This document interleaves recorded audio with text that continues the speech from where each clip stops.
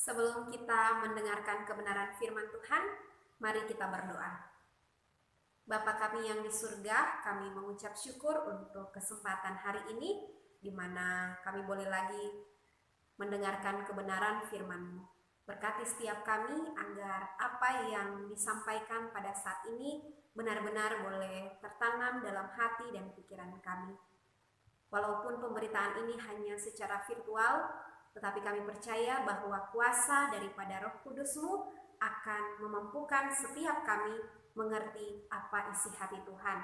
Kami menyerahkan firman Tuhan ini ke dalam tangan kasih-Mu. Di dalam nama Tuhan Yesus kami berdoa. Amin. Firman Tuhan yang akan kita renungkan pada saat ini terdapat dalam Injil Yohanes pasalnya yang kedua ayat 13 sampai ayatnya yang ke-16.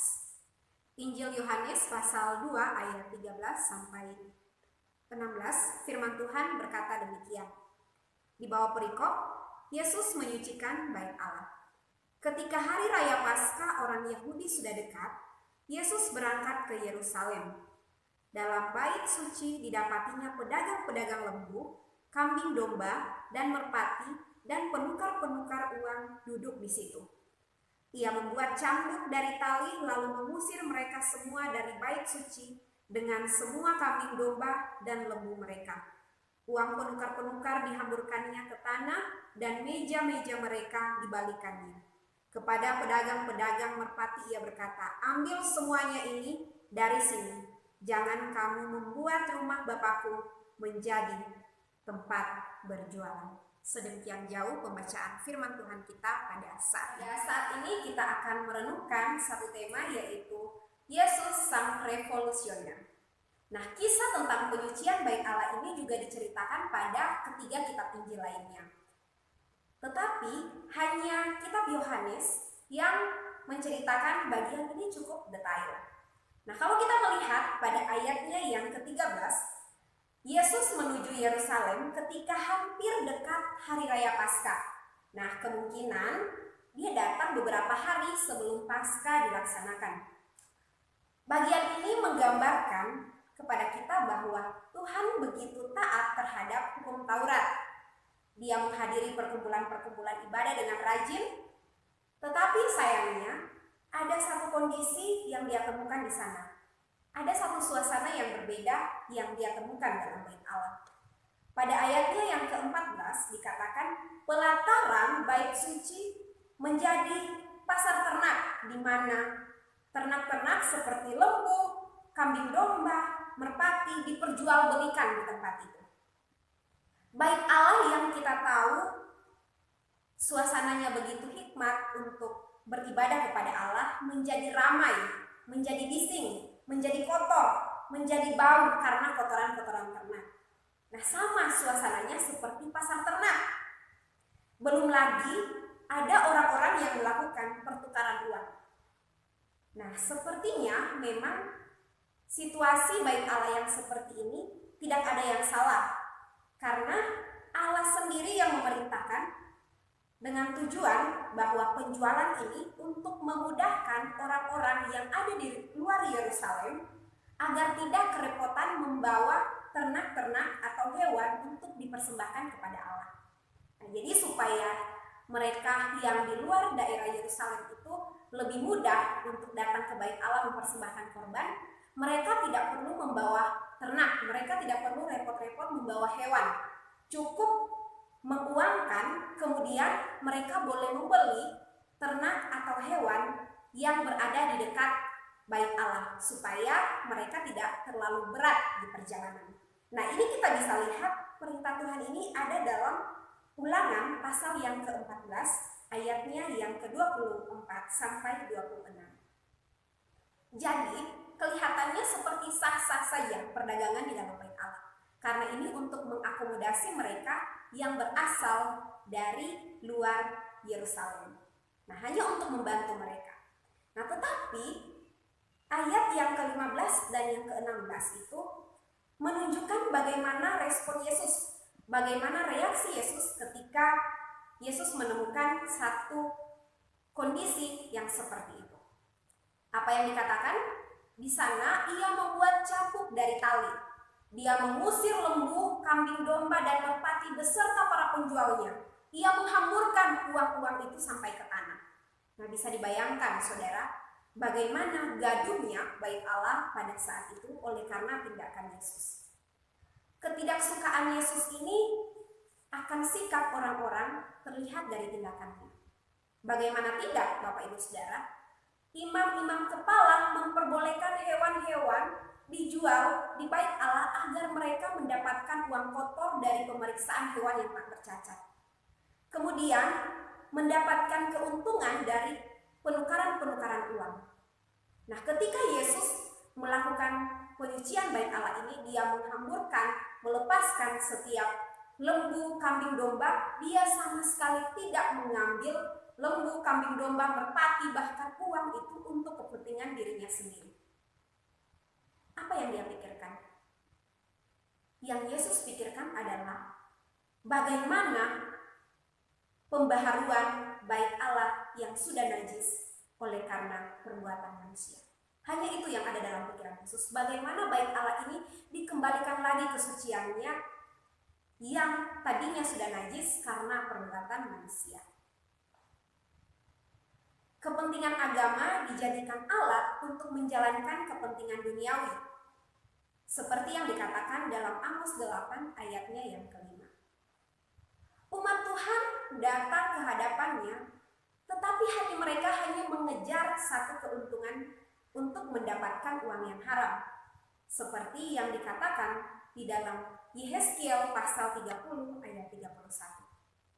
Memanfaatkan jabatan rohani untuk mendapatkan uang yang haram, seperti yang dikatakan dalam Kisah Para Rasul 8 ayat 18. Nah, inilah hal yang membuat Tuhan Yesus harus menyucikan kembali bait Allah. Orang-orang miskin yang datang dengan tulus untuk mempersembahkan korban justru diperas. Di situ ada tindakan korupsi. Jadi kemarahan Yesus dalam bagian ini bukan sekedar marah-marah biasa, bukan juga hanya menunjukkan kegeramannya, melainkan dia sedang membersihkan suatu sistem yang tidak berjalan dalam kebenaran. Yesus memiliki wewenang untuk menyucikan bait Allah. Tidak ada yang dapat mengecam atau menghentikan apa yang dilakukan oleh Yesus ini. Karena memang dia memiliki satu wewenang, dia memiliki suatu otoritas untuk mengadakan penyucian di bait Allah. Seperti yang dikatakan dalam Ibrani pasal yang ketiga ayat 6, di situ berbunyi firman Tuhan berkata, tetapi Kristus setia sebagai anak yang mengepalai rumahnya. Nah, ini menunjukkan satu otoritas Kristus bahwa dia berhak untuk membersihkan bait Allah, menyucikan bait Allah, karena Kristuslah yang merupakan kepala dalam bait Allah.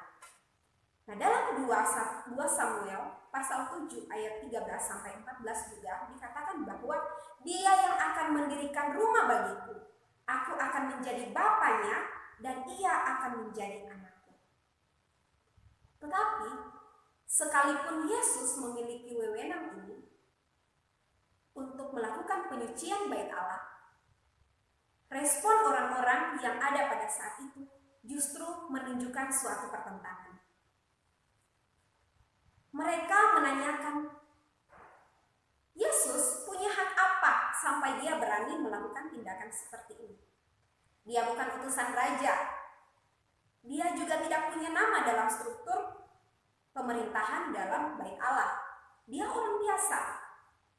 Tetapi sebenarnya di sisi lain ada kegelisahan dan ketakutan karena hanya orang-orang benar saja yang melakukan tindakan seperti ini.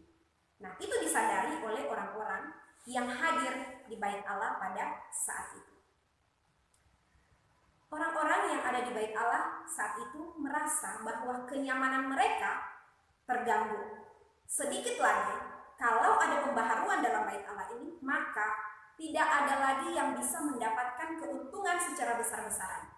Mereka tidak bisa lagi melakukan tindakan korupsi karena ada pembaharuan yang dilakukan oleh Tuhan Yesus. Nah, ini sangat mengganggu orang-orang yang ada pada saat itu, pemuka-pemuka agama, imam-imam besar yang mendukung pelaksanaan kegiatan tersebut. Tetapi di sisi lain, mereka tidak mau bertobat. Mereka tidak mau merendahkan hati.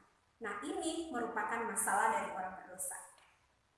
Mereka tahu bahwa teguran Yesus ini benar, tetapi hati mereka menolak untuk dikoreksi. Tetapi peristiwa ini bagi Yesus mengandung suatu makna yang begitu dalam, di mana sebagaimana mereka memperlakukan tidak menghargai bait Allah yang ada, begitu pula nanti ketika mereka memperlakukan Yesus menuju penyaliban. Saudara-saudari yang dikasihi oleh Tuhan Yesus Kristus, dari bagian ini, hal apa yang dapat kita pelajari? Pertama, yang disucikan Yesus bukanlah pusat pelacuran, bukan kursi politik yang kotor, tetapi rumah Allah, di mana ada hal yang tidak lagi bisa ditoleransi, sehingga sampai pada ambang batas kemarahan Yesus, ambang batas kesabaran Yesus. Bahkan ketika Tuhan Yesus menyucikan tempat itu, yang ada bukannya pertobatan, malah sebaliknya, ada pertentangan, ada perlawanan. Bapak Ibu Saudara yang dikasihi oleh Tuhan, gereja yang diberkati Tuhan adalah gereja yang dalam perjalanannya tidak terlepas dari introspeksi diri. Gereja yang mau terbuka dengan kritikan.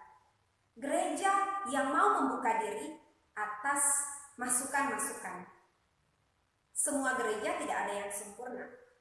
Bahkan dalam sejarah reformasi pun dikatakan yang dilakukan oleh para reformator itu mula-mula adalah membaharui keadaan gereja. Sekalipun dampak dari pembaharuan itu bukan hanya dirasakan oleh gereja sendiri, tetapi juga dirasakan oleh dunia politik, sosial, ekonomi, bahkan sisi yang lain. Tindakan pembaharuan, sebelum para reformator melakukan tindakan pembaharuan, Yesus pertama-tama sudah melakukannya. Dan dikatakan, Yesus bukan melakukan pembaharuan pada tempat-tempat yang kotor yang dianggap oleh manusia, tetapi pada rumah Allah, gereja. Nah, mengapa harus gereja? Jika dalam gereja saja terjadi tindakan korupsi, bagaimana dengan kursi pemerintahan dalam dunia politik? Ketika gereja tidak lagi berada pada standar-standar kebenaran, bagaimana gereja bisa menjalankan fungsinya sebagai terang bagi tempat lain? Oleh karena itu, segala pembaharuan dimulai dari gereja.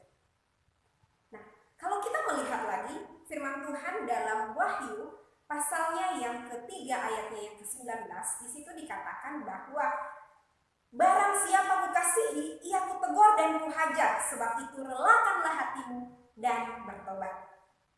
Nah, ini yang dikatakan oleh Tuhan. Ketika Tuhan masih menegur gereja, itu artinya Tuhan mengasihi gereja tersebut.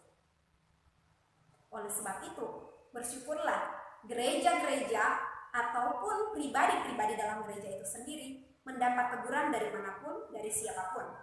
Sebab Tuhan dapat menggunakan apa saja untuk mengingatkan kita. Pada waktu itu, Yesus ditentang karena dianggap dia adalah orang biasa. Dia bukan utusan raja. Dia bukan siapa-siapa. Dia tidak punya nama di bait Allah. Dia tidak masuk dalam pemerintahan di bait Allah. Yesus ditentang karena dia dianggap orang biasa. Konsep inilah yang ada dalam pemikiran orang-orang pada waktu itu, sehingga mereka tidak bisa melihat kehadiran Yesus. Padahal kalau kita tahu, Yesus memiliki satu otoritas untuk mengadakan penyucian di bait Allah.